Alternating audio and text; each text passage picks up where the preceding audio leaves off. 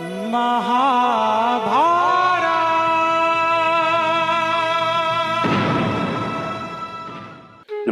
मैं हूं मनीष मणि और आप देख रहे हैं दबंग इंडिया। अगर आपने हमारे YouTube चैनल दबंग इंडिया को अभी तक सब्सक्राइब नहीं किया तो सब्सक्राइब जरूर करें।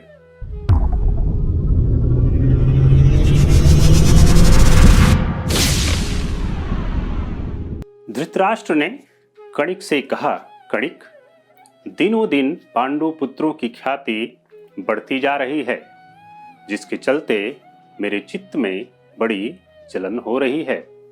तुम बताओ, ऐसा क्या करना चाहिए कि इस चिंता से मैं मुक्त हो जाऊं? इस संबंध में तुम मुझे उचित विचार बताओ। कणिक ने राजा से कहा, महाराज, मैं आपको इस विषय में एक कथा सुनाता हूं। एक वन में एक बड़ा बुद्धिमान और स्वार्थी गीदड़ रहता था। उसके 4 सखा बाघ, चूहा, भेड़िया और नेवला भी वहीं साथ में रहते थे। एक दिन उन्होंने एक बड़ा बलवान और हट्टा कट्टा हिरणों का सरदार देखा। पहले तो उन्होंने उसे पकड़ने की चेष्टा की, परंतु असफल रहे। तब उन लोगों ने आपस में विचार किया। गीदड़ ने कहा, यह हिरण दौड़ने में बड़ा फुर्तीला, जवान और चतुर है। भाई बाघ, तुमने इसे मारने की कई बार कोशिश की, पर सफलता नहीं मिली। अब ऐसा उपाय किया जाए कि जब यह हिरण सो रहा हो तो चूहा भाई जाकर धीरे धीरे इसके पैर कुतर ले। इसके बाद आप इसे पकड़ लीजिए। तब हम सब मिलकर इसे मौज से खाएंगे। सबने मिलजुल कर वैसा ही किया। हिरण मर गया। खाने के समय गीदड़ ने कहा, अच्छा, अब तुम सब लोग स्नान करके आओ, मैं इसकी देखभाल करता हूं। सबके चले जाने पर गीदड़ मन ही मन कुछ विचार करने लगा।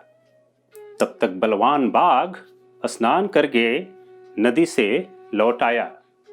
गीदड़ को चिंतित देखकर बाघ ने पूछा, मेरे चतुर मित्र, तुम किस उधेड़ बुन में पड़े हो? आओ, आज इस हिरण को खाकर हम लोग मौज करें। गीदड़ ने कहा, बलवान बाघ भाई, चूहे ने मुझसे कहा है कि इस बाघ के बल को धिक्कार है। हिरण तो मैंने मारा है, आज वह बाघ मेरी कमाई खाएगा।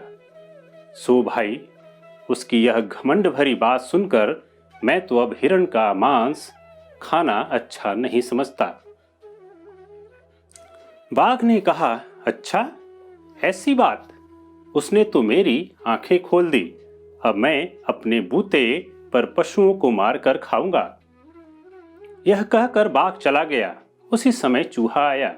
गीदड़ ने कहा, चूहा भाई, नेवला मुझसे कह रहा था कि बाघ के काटने से हिरण के मांस में जहर मिल गया है, सो मैं तो इसे खाऊंगा नहीं। यदि तुम कहो तो मैं चूहे को खा लूं। अब तुम जैसा ठीक समझो करो। चूहा डरकर अपने बिल में घुस गया।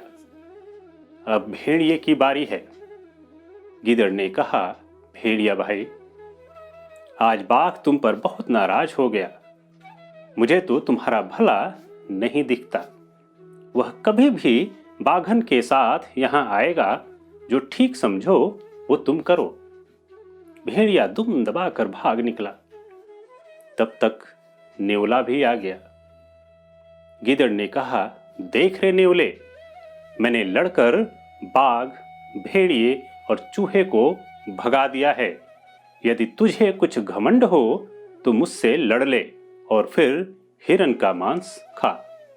नेवले ने कहा, जब सभी तुमसे हार गए तो मैं तुमसे लड़ने की हिम्मत कैसे करूं? वह भी चला गया। अब अकेला गीदड़ ही मांस खाने लगा। राजन, चतुर राजा के लिए भी ऐसी ही बात है। डरपोक को भयभीत कर दें, सूरवीर को हाथ जोड़ ले, लोभी को कुछ दे दें और बराबर तथा कमजोर को पराक्रम दिखाकर वश में कर ले। शत्रु चाहे कोई भी हो, उसे मार डालना ही उचित है। सौगंध खाकर और धन की लालच देकर जहर या धोखे से भी शत्रु को मार डालना चाहिए। मन में द्वेष रहने पर भी मुस्कुराकर बातचीत करनी चाहिए। मारने की इच्छा रखता और मारता हुआ भी मीठा ही बोलें। मारकर कृपा करें, अफसोस करें और रोएं। शत्रु को संतुष्ट रखें, परंतु उसकी चूक देखते ही उसका विनाश करें। जिस पर शंका नहीं होती उन्हीं पर अधिक शंका करनी चाहिए। वैसे लोग अधिक धोखा देते हैं। जो विश्वास पात्र नहीं हैं उन पर तो विश्वास नहीं ही करना चाहिए। जो विश्वास पात्र हैं उन पर भी विश्वास नहीं करना चाहिए। सर्वत्र पाखंडी, तपस्वी आदि के वेश में परिचित गुप्तचर रखने चाहिए। बगीचे, टहलने के स्थान, मंदिर, सड़क, तीर्थ और भीड़ भाड़ के स्थानों में गुप्तचर को बदलते रहना चाहिए।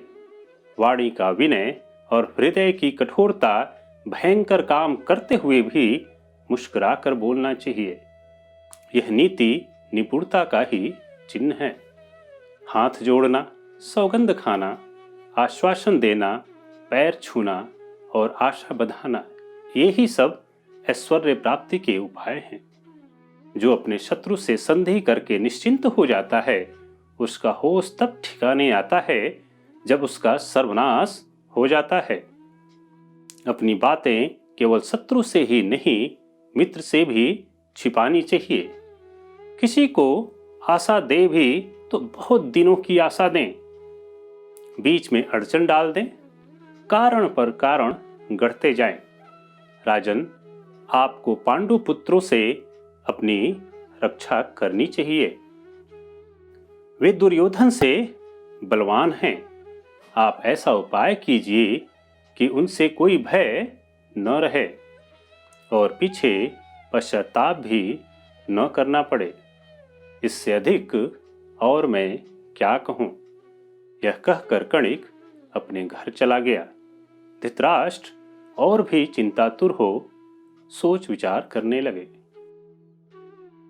कलयुग हो या द्वापर, हर युग में ऐसे कूटनीतिज्ञ मिल जाते हैं जो परिवार, समाज और देश को गर्त में ले जाने का विचार देते ही रहते हैं। धन्यवाद।